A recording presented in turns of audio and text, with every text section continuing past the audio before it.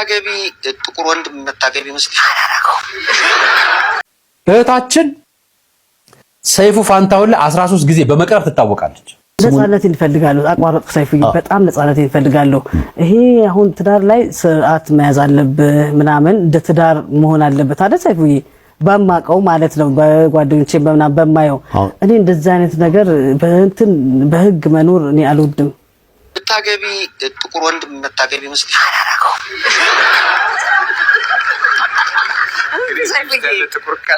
ወይ ቅርታ ገበናታችሁ በጣም ይቅርታ። ጥቁር ወንዶች አሉ ጓደኞች አሉኝ። በእውነት ግን እኔ ለትዳር ምርጫ አይደለም። አይ እንጃ እኔ ጥቁር ወንድ ምርጫ አይደለም። ጥቁር ልብስ እንጂ ያው ጥቁር ባል እንኳን ምርጫ አይደለም። ያሰባችሁ ካላችሁ ተውት። መቼም በምርጫሽ አናስገድድሽ ነገር። አይ እንደው ግልጹን መናገር አይቻልም። ምናልባት ጥቁር ሰው ማስበው ሊሆን ይችላል እኮ። በቃ አንቺን የሚወድ ሰው ከዛሬ ጀምሮ ጥቁር ከሆነ ፌር ኤንድ ላቭሊ መቀበል እኮ ይሄንን ከወዲሁ በኋላ ደግሞ ከወዲሁ ታዲያስ እየቆየ ግን ወደ ጥቁርናው ከመጣ ምንድን ነው ይደረጋል? አስገባዋለሁ እንጂ በጭራሽ አላደረገውም። ሰርጀሪ ማሰራለታል። ሲተኛ በጣም ማንም ይቃዠው ከማላችሁ ጋር አሌክስ ተኝቶ ስለማያውቅ አሌክስ እንዳይተሙት ነው አስተኝቶ እንጂ ተኝቶ። አዎ እኔ አሌክስ ሁሉ እዚህ ተኝቼ ብድግ ስል አሌክስ ቁጭ ብሏል። መቼ ነው የሚተኛው? ለሰይፉዬ እንዳይተሙት ኧረ አሌክስ ታመማለተው ሁሌ ምክር ነው። በቃ ነሰርቼ እንዴት ከሆነ ይቀራልኩ በቃ ቁጭ ብሎ ቀንም ማታም እንደዚህ ብራይት ሆኖ በቃ ብራይት ነገሩ ከሌሊቱ 9 ሰዓት 8 ሰዓት ቀን ነው የሚመስለው። እንዳይተሙት እውነት ነው። ምክንያቱም አሁን ሌሊትም ቁጭ ብዬ እሰራለሁ ወይ ሳነብ ነው የምገኘው። በቃ የሆነ ጥናት ላይ ነኝ። ካልሆነ አንድ ነገር እያረቀኩ ነው ያለሁት። ነግቶብኝም በዛው ጉዳይ ካለ በዛው ልቀጥል እችላለሁ። አንዳንድ ነገር ትከለሉ 2 ቀን 3 ቀን ስትሬት የሚሄድባቸው ጊዜዎችም ነበሩ። ሌሊት እንደመቀመጥ ሌሊት ሁሌ እንደዚህ ንቅት እንደማለት ከሌባ ጋር የመገናኘት ነገር አለ ገጥሞኛል። እንዴት አለ? ምክንያቱም ሌሊት እኔ ጨለማው ስለማልቀመጥ ማለት ነው። መብራት ካለ ብዙ አይጠጋም። አዎ በጣም ጨምረሽ ነው የመጣሽው። እሳይ ወይኔ አማረብኝ ሰይፉዬ። ወይ ጉድ! ካይን ያውጣሽ ከጆሮ ግን አያውጣሽ። ወይኔ አባቴ ምክንያቱም ይሰማልሽ።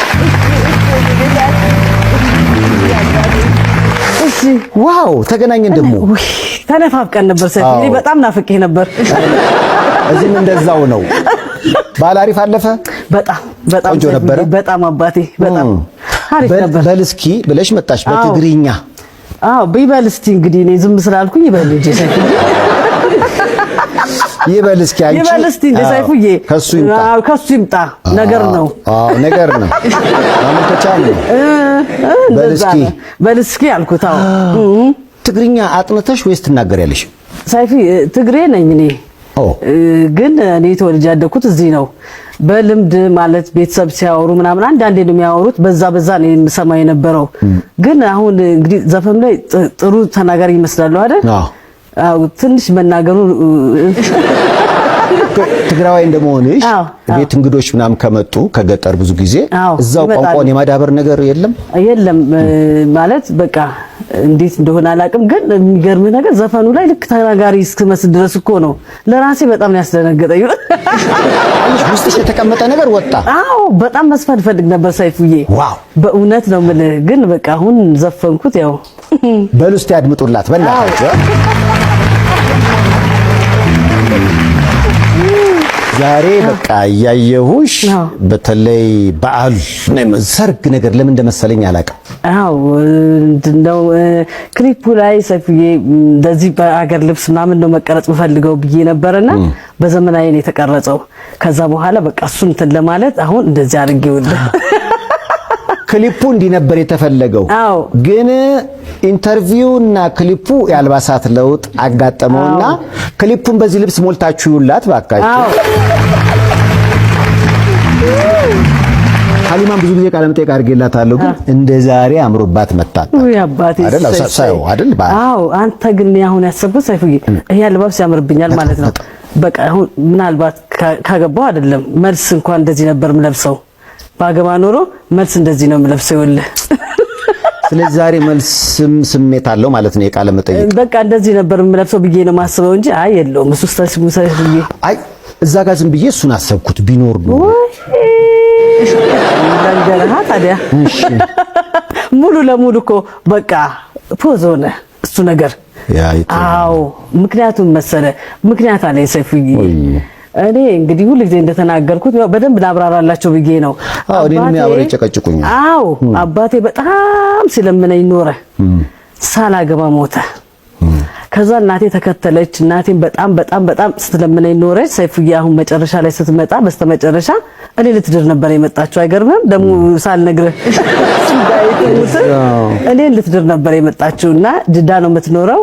በቃ ሁሉን ነገር እንትን ብላ ምናምን ነገር ያው የቤተሰብ ነው የምንጋባው ብዙ ጊዜ የምንዳረው። እናቴም እዛ ራሷ የመረጠችውን አረብ ነው እንደዛ አድርጋ ምን አዎ ተመጣጣልሽ ለናግረህ ነው እንዳይጥሙት አረብ ነበርና እዛ ብዙ ጊዜ ኖረች ናትና እዛ የሚያሳደገቻቸው ልጆች ነበሩ ምናምንና እዛ ፋሚሊ ናት እናቴ እዛ። ከዛ በኋላ እሱ አዘጋጅታ ምን ብላ አሁን በቃ በስተመጨረሻ እንደው አንድ ጊዜ ብቻ ለኔ ስቲ ታገቢያለሽ ብላ ብዙ ነገር ቃል አስገብታኝ መጣች እናቴ። እሺ ከዛ በኋላ እናቴ በሁለት ወሩ ታመመች። ከዛ በኋላ በአመቱ ደግሞ እኔ ታመምኩ ጂቢኤስ። ከዛ እንደገና በትንሽ ቀን ደግሞ ተደገምኩ ድጋሚ ታመምኩ ማለት ነው። ነገሩ ቀረ። በስተመጨረሻ እናቴ አረፈች። እና አሁን እናቴ ስላረፉ ሰይፉዬ ሞት ለምን መሰለ አባቴ ሳይደሰት እናቴም እንደዛ ጓጉታ መጣ ሞተችብኝ። ገብቶሃል? ከዚህ በኋላ ለምንም ብዬ አላገባ። ታዲያ ህዝብ እኮ እናትና አባትሽ አይደል እንዴ? ሁሉ ሰው እኮ ያንቺ ደስታ ማለት እንዴ እኛ ደስታ በቃ እንጂ እንትን ብዬ ነበር። የሚገርምህ ነገር እሷን ለማስደሰት በቃ አንድ ቪዲዮ ለብሼ እሷ እንኳን እንድታየኝ ብዬ በጣም እንትን ያልኩበት ጊዜ ነበር። ደግሞ የሚገርምህ ነገር እና እንደዛም እሷን ጓጓችሁ በቃ እኔ ማረጋዋለሁኝ መጋው መፋታት እንዳለ ስለማቅበልቤ ስለማልቆይ ለሷ ብዬ በቃ ቬሎን ነው የፈለገችው ዳርኩ ለማለት ነው የፈለገችው በሚድ ሁሉ በቃ እሺ ብዬ ተስማምቼ ነው የመጣችው። አልሆነም ሰይፉዬ። ታዲያ አልስማማም። ተስማማ እንጂ አባቴ ለምሳሌ ወላጅ እናቶች አባትና እናትሽ ያንቺን ዓለም ቆሞ ቢያዩ ጥሩ ነበር፣ አልተሳካም። ካልሆነ ግን ለሰው ብለሽ የምታደርጊው ነገር ከሆነ መጀመሪያውኑ ስተት ይመስለኛል። መደረግ ያለበት ለራስ ነው። አዎ አፈልጌ እኮ አይደለም ሰይፉዬ፣ እኔ እዛው ሐሳብ ላይ ነው ያለሁት። ግን እሷ በጣም ስለተጨነቀች ምናምን ያን ጊዜ ጉጉቷን ስላየሁኝ በቃ እስቲ አባዬንም እንደዛ አድርጌ ሸኘው። አሁን ደግሞ ማይን ለምን ለሷ በሷ እንኳን እንትን ልበል ብዬ በቃ እሺ ብያት ነበር የመጣችው። አልሆነም። እሺ ሳስል ደግሞ አልሆነም። አይገርምህም? ያው እሺ ማለቱ ቬሎ ለብሼ እንድታይ ብቻ ነው ሀቅ ለመናገር ግን አልሆነም በቃ አባቴ። ስለዚህ ካሁን በኋላ እንግዲህ ያው እንደዚሁ ኖሬ እየሳኩኝ መሄድ ነው በቃ። ልጅ ወልዳለሁ ትዳር ይዛለሁ የሚባለው ነገር በቃ ሙሉ ለሙሉ ከውስጥሽ አወጣሽ። አዎ ልክ ነው አይደለም? ያው እኔ እንዳልኩት ነው ሰይፉዬ፣ እኔ እንዳልኩት ነው እንጂ በሰውኛ አላህ እንዳለው ደግሞ ትዳር ያለሽ ብሎ ካለ እዳራለሁ በቃ እሱ ካለው ካልሆነ በእኔ ግን ጨርሻለሁ ሰይፉዬ። መቼም ያንቺ ጉዳይ አንዴ አገባለሁ መጀመሪያ መቼ ነው የሚል ነገር ሲነሳ እንደው ልጁ ይምጣ እንጂ እኔ ባል እኮ ብዙም አልሽ። ምክንያቱም ስትባይ በዙሪያ ያሉ ሰዎች ተጋብተው መች ሰላም አገኙ አልሽ። ያንቺ ጣፈንታ ነው ታይ የሚል ምክር መጣ። ከዛ እንደገና ደግሞ እሺ አገባለሁ ከመጣ አልሽ። እኔ ጋር ሁሉ ያው ያ ቪዲዮ ስር ብትገቢ ወደ 2400 የሀሊማ ባል መሆን የሚፈልግ አፍቃሪሽ መጣ። ኧረ ብዙ ነው እኮ ደግሞ እኮ በዙብሽና ተምታታብሽ ይሆናል። ስንዳይት ሙት እንደዛ ነው አሁን ሳስበው። ያው በቃ ያባለፈው ነው አሁን አቆሚዋለሁ ብያለሁ። ያው እኔ ባልኩት ነው እንጂ በአላህ ከሆነም ያው ገባለሁ። ግን ምንድነው አንዴ ልጅ ልውለድ አንዴ ምናምን ስል እሱ አልተሳካም።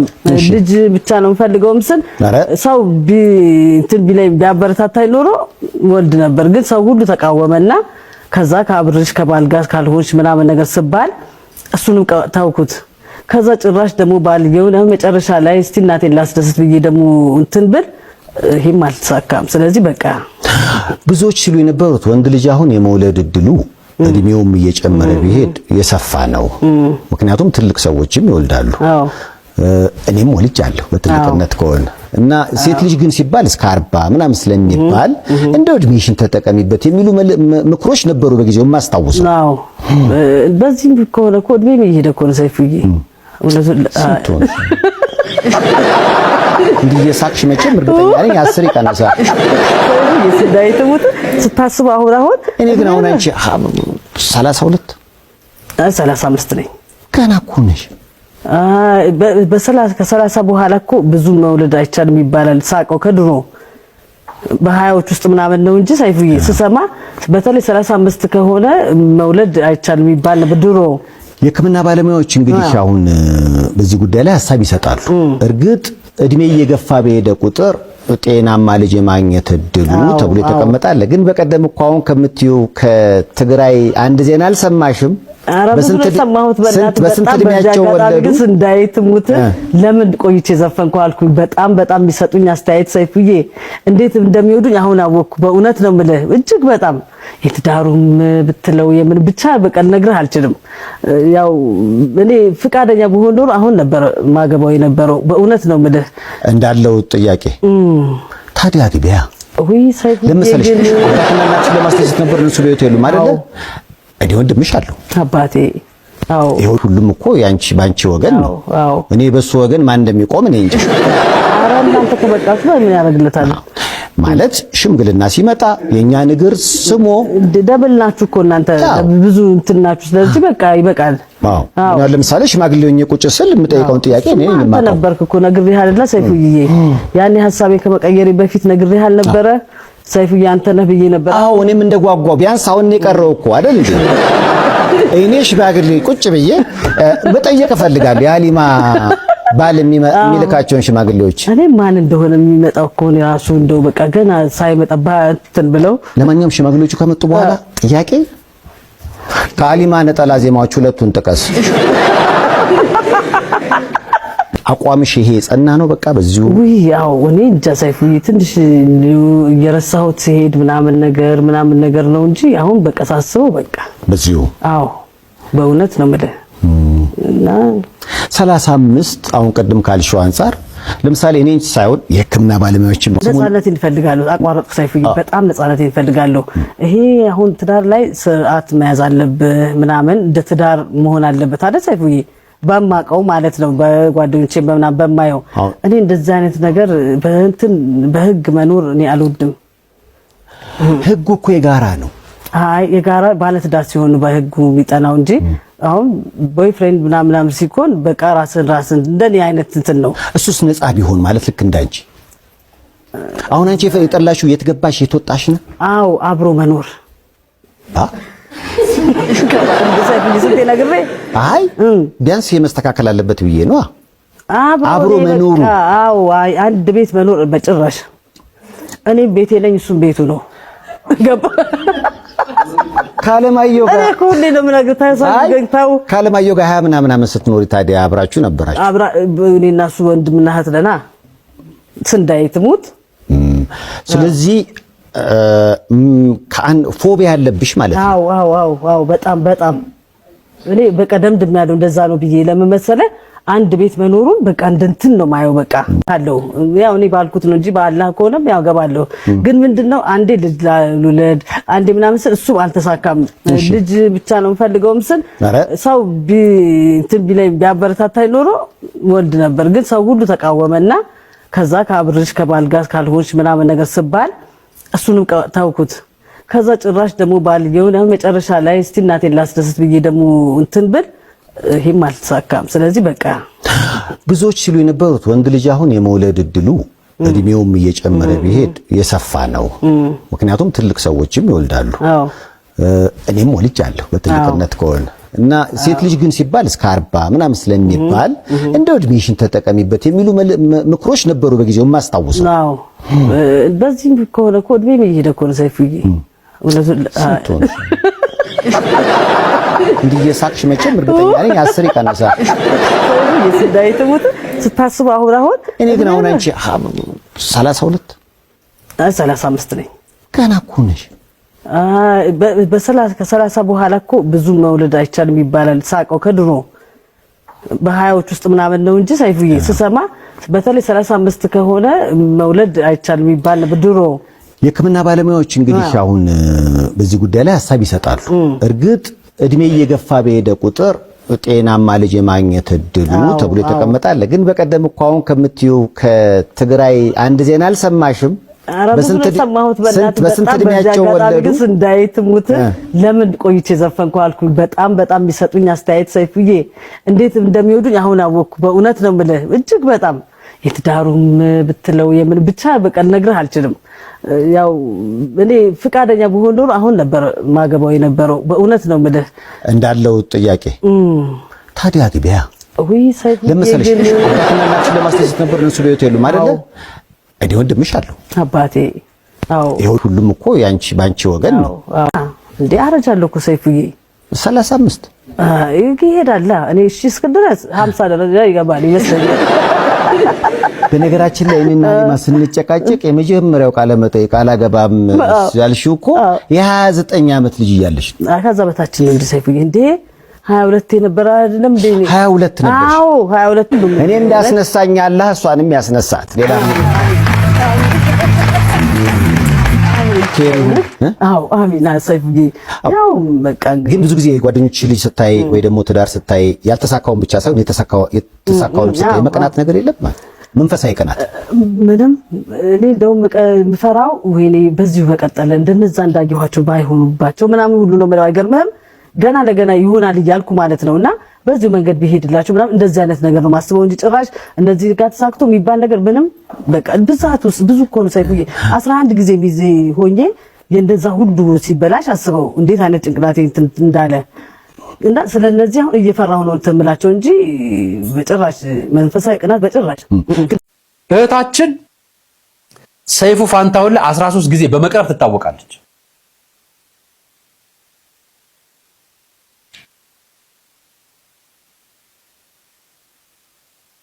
ሀሊማ አብዱራህማን ትባላለች። በጣም ብዙ ኡስታዞች ባላላገባም ልጅ ወልዳለሁ ብላ ሰይፉ ፋንታሁን ላይ ተደጋጋሚ ትቀርብ ነበር። በጣም ብዙ ኡስታዞች ኢማሞች ሰብከዋት ቁርአን አስተምረዋት አስቀርተዋት አስተምረዋት አልዘፍንም ከዚህ በኋላ ወደ እስልምና ህይወቴ በስርዓት ገብቻለሁ ተብላ ማህበራዊ ሚዲያ ላይ አጀንዳ ሆና ነበር ለሁለት ሳምንታት። አሁን ደግሞ ሀሊማ አብዱራህማን ኦፊሻል ገጽ ላይ በልስቲ የሚል ዘፈን ሐሙስ ልትለቅ ነው እና የፌስቡክ ማህበራዊ ሚዲያ አራጋቢዎች እስላም ሁን ክርስቲያን፣ ሙስሊም ሁን ጴንጤ፣ ካቶሊክ ሁን ኦርቶዶክስ ባራገባችሁበት አፍ ዘፈኑንም መጣላችሁ። እሺ እሱንም አራግቡላችሁ። አያችሁ እምነት በግለሰቦች ፍላጎት ላይ የሚመራ ነው። ቤተክርስቲያንም መስጊድም በጉልበትም አስገድዶ ማንም ምንም ማይደረግ አይችልም እላችሁ ለዚህ አይሆንምና እንግዲህ ሰይፉ ፋንታሁን ላይ ወጣ እችን ዘፈን እስከለቅ ድረስ ነው። ቀጥሎ ተመልሼ ሂጃቤን ለብሳለሁ እንደምትልና እንደማትል በጋራ ምን ይሆናል። እችን ብያችሁ ድረስ ለሷ ሌላ ምንም አልናገር፣ ምክንያቱም ግለሰባዊ መብቷ ነው።